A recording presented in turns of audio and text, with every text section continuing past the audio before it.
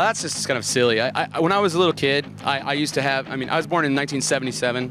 I'm 36 years old. And when I was a little kid, you guys did you have Atari in Singapore? Yeah, like the joystick, the Atari games. So I used to collect all of the game cartridges for Atari. And when I was making my demo cassette, my best friend Mike at the time, he was my friend with a car. I didn't have a car because I was only 15, and he was taking me to a place to make some copies of the J card, the insert for the cassette, so I can give my demos to people. And I didn't have a band name, and I was going to make the demo. And he's like, "Man, I've got to go home. My mom's gonna ground me if you don't hurry up. I can't give you a ride." And then he looks down, and I have a giant box of like 500 Atari cartridges, and he goes, "Just call it the Ataris, and let's go." So I was like, "Okay." But I think the only cool thing about the name, because I feel the music has grown a lot and the name's kind of dated. The name's kind of silly, but Atari in Japanese was something that the fighter pilots would say, like, prepare to be attacked, like, Atari, you know? So that's I think, the one redeeming quality of the name. But at the end of the day, you know, you outgrow a name, but we can't change it now because people associate this band with it. So it's a brand, yeah, right. So it is what it is, you know, and we try to not let that hinder our music's growth. You know, we try to grow around the band name. I think it's a little of both. I think, you know, having some distance when you go home and making sure that you have your, because, you know, we're all, for the most part, you know, we're grown-up age, you know, we're not teenagers anymore, so we definitely have our lives at home. And I think having that distance and space when we go home, and then coming together when we rehearse, and then having the time together when we're on tour, it makes things like way more passionate and way more like fun. But same like with my relationship at home. Like, I go away for a while and then I come home and things are great. And then you're at home all the time and you're like, okay, I'm waiting to get on the road. It's a constant, you know, bipolar life cycle. You know, it's off and on and off and on. But that really feeds the chemistry, because I mean, when you first get out there, your first show, maybe your second show, it's a little loose, a little rough. And then by the 5th or 6th show, you can guess what the other guy's gonna do, and you're watching each other. It's like jazz musicians. It's like you're watching each other's vibe, you know, and that's really cool. No, we're not. They're not that good. But I mean, it's the same thing. We can sometimes like make little changes, and just by looking at each other. And I think good bands can do that, and that's one thing that this band has. And I mean, Eric has only been playing in our band now for what, 6, 7 shows. And we had 2 weeks to rehearse before we went on this tour, and every day, you know, we'd go down there, me and him would rehearse, I'd show him the drum parts for all the songs in the set, and then they'd come at the end and we would practice with, and then they'd also practice when I wasn't there. So it's good, you know, we have a chemistry, it works, and yeah, but spending time together though, I think too much time together with anyone, I think, can hurt the chemistry. You know, you gotta have a little distance. Like for the last 2 days, they flew here, I flew to Bangkok and took a train all the way through Thailand and Malaysia just by myself, clear my mind, like a meditation or something, you know. It's just, but just looking out the window, that sometimes is really great for, you know, the chemistry, I think. Well, I think ultimately, the thing is that with a lot of bands, generally, you know, there's a lot of teamwork involved, and we are very much on a lot of levels a team. Like when it comes to loading, this guy is like, just kills it. You know, he's always like, and when it comes to like, everyone has their strong points, you know. But at the end of the day, we all come together, and you know, musically, you know, we're all strong players. We all try to be the best players, and I think the good thing is they push me to be a better player, and I think vice versa. You know, we really complement each other in that way.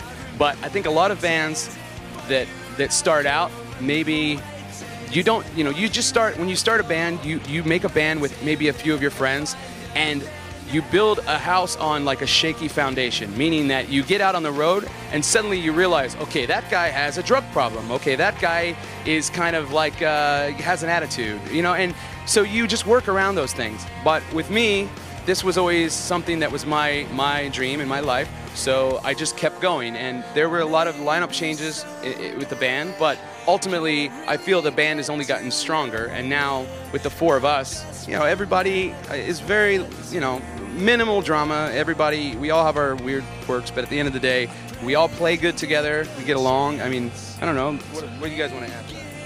I like you guys. I like you guys too. It's a really strong lineup, and everybody's really easygoing, and that's why we're able to stay together. I think a lot of bands don't stick together is because, like you said earlier, they get all this crew, and they get home, and at the end of a tour, they don't have any money, and they have a bus and all this junk that they don't need. And that's why their shelf life's so short, because they can't handle it. Another thing, you see it a lot. You know, once bands play for a while, once people reach their like late 20s, they kind of give up. Like, oh man, what am I doing with my life? I need to go to school.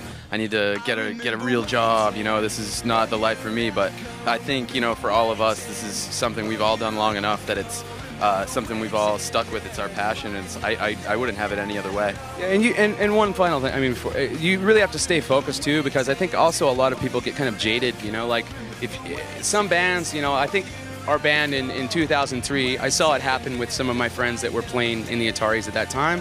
You get a little taste of excess, not success, like excess. Like you get, you know, everybody is taking care of you and all this stuff. And to me, that was the most difficult time, because I never really wanted that. It's nice to have sometimes when you show up and you have a nice hotel or something. It's a reward. But at the end of the day, all that really matters is going out and playing music and trying to keep it as humble and down to earth as possible. Because, you know, if you let this go to your head, you just always got to remember there's thousands of kids out there that would love to be doing what you're doing. And I always just remind myself that you know, I'm still the same person coming from the same small town, and I just happen to get lucky, and I feel very blessed to do what we do. And well, I always think of it as just being really lucky just to get to hang out with like my best friends and travel everywhere and get to do something we all enjoy doing together.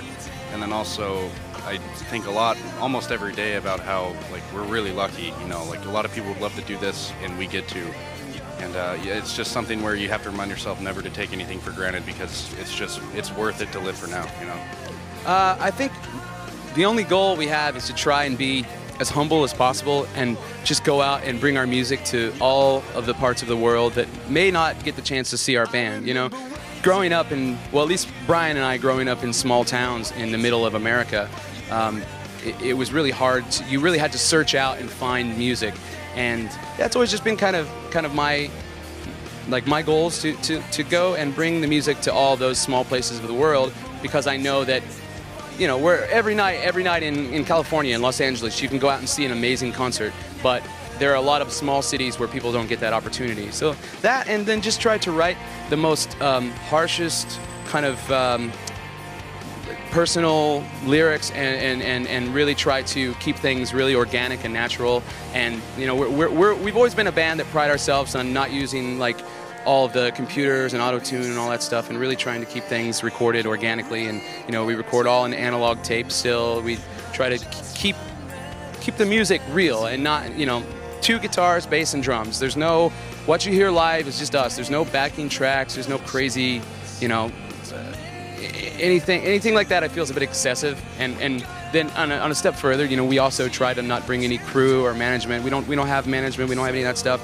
I mean, I don't want to medal for that or anything. I don't feel like, you know, we're special, but I do feel like for us it works, and it's something that is what the band is about. Is less is more. And in this economy too, in the world, it's so much better to tour that way, because, you know, you actually come home and you make a little money, and you don't have to pay a bunch of people for standing around and doing nothing, you know.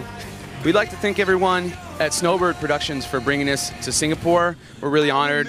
We also just did some great tours in Philippines and China. We're taking a little break, and then the Ataris go to Europe and the UK in April and May. If anyone wants to check out tour dates, if there are any expats here that see this and you want to come to see us in Europe or UK, the dates are at facebook.com/The Ataris. And if you want to download some free music, the 4 songs that she mentioned, you can go to theataris.bandcamp.com. It's bandcamp.com. And that's there's some new music, and there's also an acoustic album and a live album that are all free. They're donation if you want to donate, but otherwise just check them out. And thanks for listening. Thanks for bringing us to Singapore. We're very honored to be here. Yeah, thanks. Thank you very much. Thank you. Thank you.